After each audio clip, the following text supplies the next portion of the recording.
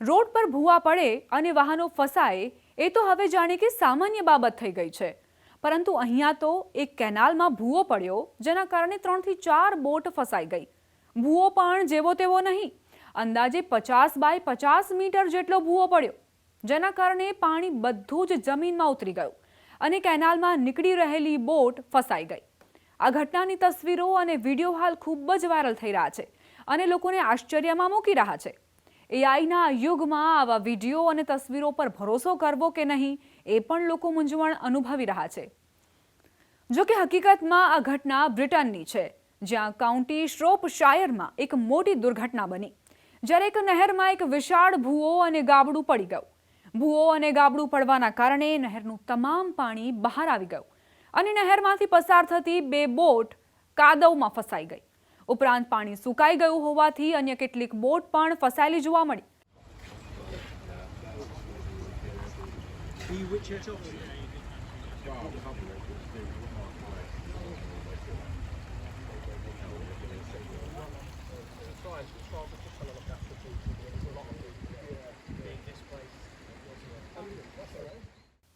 સીએનએનના અહેવાલ મુજબ આપાતકાલીન સેવાઓએ આને મેજર ઇન્સિડન્ટ જાહેર કરી દીધું છે।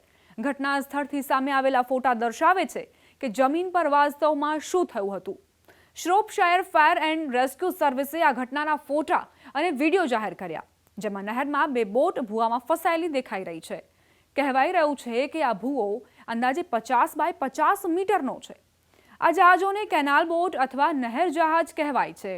આ લાંબા જહાજો છે જેને બ્રિટનની પાતળી નહેરોમાંથી પસાર થવા માટે ડિઝાઇન કરાયા છે। વાસ્તવમાં આ બોટનો ઉપયોગ માલ પરિવહન માટે કરવામાં આવતો હતો, પરંતુ હવે આ બોટ તરતા ઘરોમાં બદલાઈ ગઈ છે અને મનોરંજન હેતુઓ માટે પણ વપરાય છે। સીએનએનના અહેવાલ મુજબ શ્રોપશાયર ફાયર એન્ડ રેસ્ક્યુ સર્વિસે કહ્યું કે વેલ્સ સરહદ પાસેના એક ઐતિહાસિક બજાર શહેર વીચ ચર્ચમાં શ્રોપશાયર યુનિયન નહેર તૂટી પડ્યા પછી બચાવ ટીમોએ કામગીરી શરૂ કરી દીધી। આ રેસ્ક્યુ સર્વિસના વિસ્તાર વ્યવસ્થાપક સ્કોટ હફોર્ડે કહ્યું કે સવારે 5:17 એક મેજર ઇન્સિડન્ટ જાહેર કરવામાં આવ્યું, પરંતુ પછી સ્થિતિને સ્થિર જાહેર કરાઈ। તેમણે કહ્યું કે શોધ અને બચાવ કાર્ય પૂર્ણ થઈ ગયું છે। તેમણે કહ્યું કે હાલ પ્રભાવિત બોટ પર કોઈ વ્યક્તિના સવાર હોવાની સંભાવના નથી અને કોઈ ઘાયલ થયાની પણ માહિતી નથી। દાવા પ્રમાણે બોટમાં અંદાજે 10 લોકો હતા અને તેમને પહેલાથી જ બચાવી લેવામાં આવ્યા છે।